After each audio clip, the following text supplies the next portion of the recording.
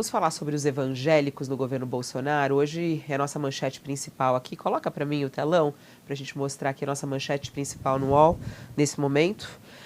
Mesmo com uma baixa, o grupo do MEC, né, que foi uma baixa muito importante, até porque um ministro da educação evangélico, e ainda com tudo que está sendo investigado, da influência de pastores atuando nos bastidores do Ministério da Educação em municípios brasileiros, a gente fez aqui um levantamento sobre os evangélicos históricos que marcam presença no governo Bolsonaro.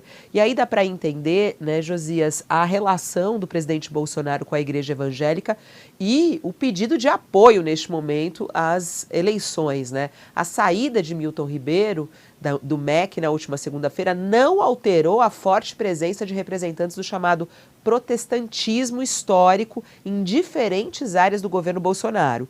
Mesmo sem experiência prévia, esses religiosos ocupam cargos estratégicos nos três poderes. Os evangélicos que eles consideram históricos, tradicionais, são presbiterianos, batistas, metodistas e anglicanos, e são descritos como pessoas com perfis mais técnicos, discretos e sem apelo midiático de igrejas, e ligados à Assembleia de Deus, por exemplo. A gente tem aqui o levantamento de algumas pessoas que participam do governo e a análise disso. Queria te ouvir a respeito dessa influência evangélica no governo Bolsonaro. De que maneira isso atua dentro do governo, Josias? E qual é o perigo disso? Qual é o risco disso? Qual é a consequência disso? Bom, é preciso levar em conta que nós temos 30% do eleitorado que é evangélico. Então, é uma fatia muito importante do eleitorado. E está havendo uma disputa, não é de hoje, por esse tipo de eleitor. Hoje, nesse momento, segundo as pesquisas, o Lula e o Bolsonaro estão dividindo a preferência desse eleitorado. Ora, um aparece um pouco na frente, ora o outro, mas os evangélicos estão muito divididos.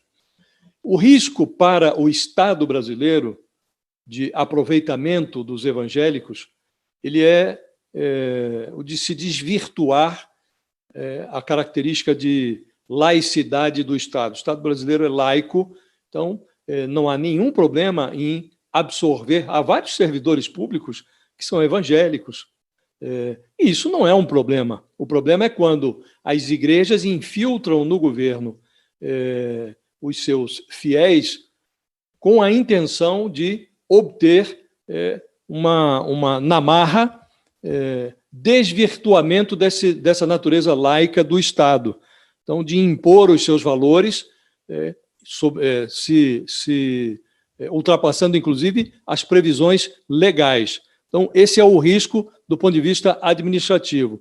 E do ponto de vista religioso, acho que os próprios evangélicos, aqueles que têm um pouco mais de discernimento, estão percebendo que é um risco para eles esse tipo de envolvimento político da religião.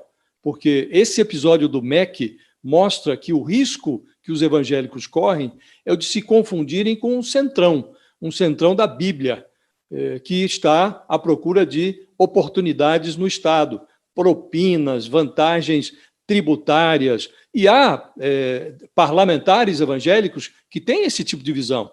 Então, o evangélico que tem consciência disso deveria tomar distância desse tipo de movimento. Agora, é claro que hoje, isso não há dúvida, que determinadas denominações evangélicas têm um projeto de poder e desejam chegar à presidência da República. Se chegarem de forma a respeitar o Estado laico, muito bem. Se for diferente, não estará bem. Mas o risco que corremos, Fabíola, de um lado, é desvirtuar esse entendimento de que nós vivemos num Estado laico e, por outro lado, desvirtuar a religião, imiscuindo no Estado religiosos que têm o objetivo de se comportar como parlamentares do Centrão. E a gente também tem que tomar cuidado ao dizer isso, né? Porque parece um pouco de... Não é que parece, mas pode dar a entender a questão do preconceito, e não é sobre isso, mas é sobre um Estado laico, né? A gente vive num Brasil que deveria ser laico. A influência da igreja dentro de um governo e das várias pastas, e aí na educação nem se fala, né, Josias?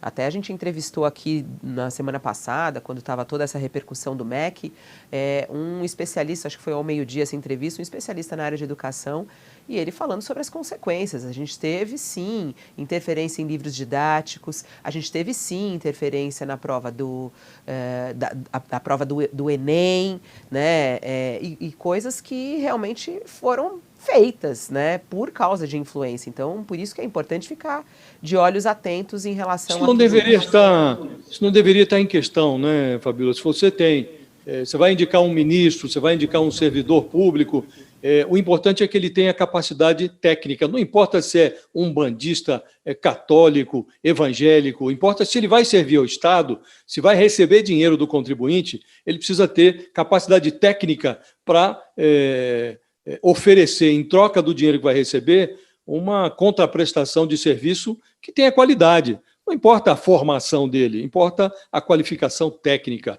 Assim para o Supremo, assim para o Legislativo, assim também para o Executivo.